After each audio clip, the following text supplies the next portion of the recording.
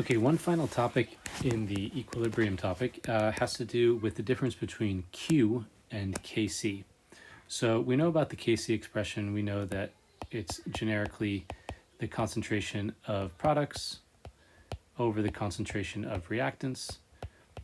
More specifically, each individual product and each individual reactant concentration is plugged in, and the coefficients from the stoichiometric equation are the exponents in the equilibrium constant expression. So if we plug in concentrations when we're at equilibrium, then we get the value of the equilibrium constant. And the only way to change the value of the equilibrium constant is to change temperature. If you change concentration or pressure, you will cause a shift in equilibrium, but that shift in equilibrium it happens in order to return to the exact same Kc value. So the Kc value is set unless you change the temperature. Okay, now what if you're not at equilibrium? Well, if you're not at equilibrium and you measured because some reactions are quite slow, and so if you weren't at equilibrium and you were able to measure all the concentrations of reactants and products, and you plugged those values into the Kc expression, you would get a value that was different than the equilibrium constant. And that value would be something called the reaction quotient, or Q.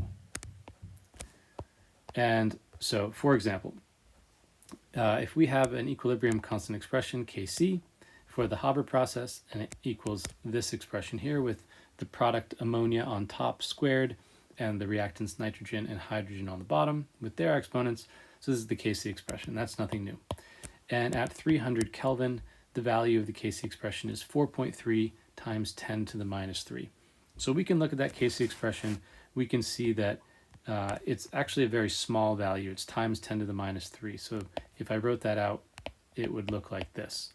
So when Kc is small, or Kc is much smaller than 1, that implies that the bottom of the fraction is much bigger than the top of the fraction. And the bottom of the fraction are the reactants.